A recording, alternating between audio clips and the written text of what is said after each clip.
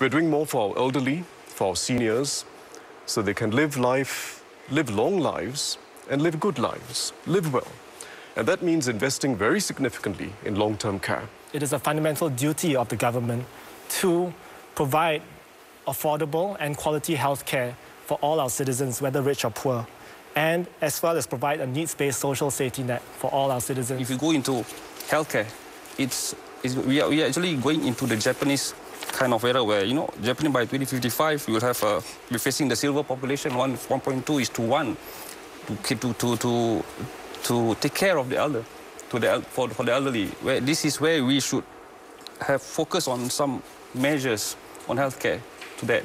So this is a long-term thing. Healthcare costs. I know a taxi driver who I was in his cab when he said he couldn't afford a cataract operation because of the exorbitant costs. Yesterday in the Straits Times there was an article about a young woman who went for a specialist appointment via the polyclinic, so a public patient, and she was given a 3-month waiting period. And she was told by that hospital, and she asked 3 other hospitals who also said to her that if you went as a private patient, your waiting time is reduced to 3 minutes.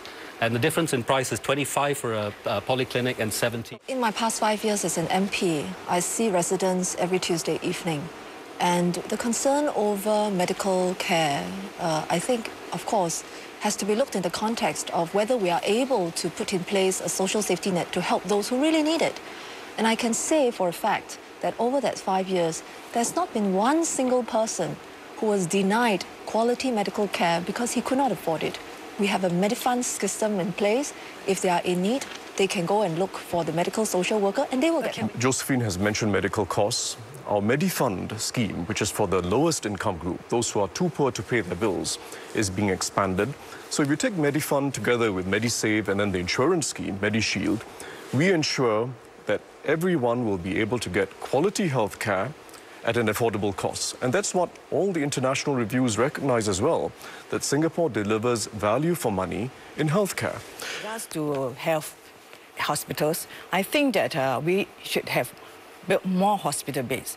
I think there's not enough hospital beds because medical tourism took out a lot of our, beds and hospital spaces. And I think that, and also the rise in medical costs also contributes to that part because of medical tourism. Mrs. Cham mentioned the lack of hospital beds.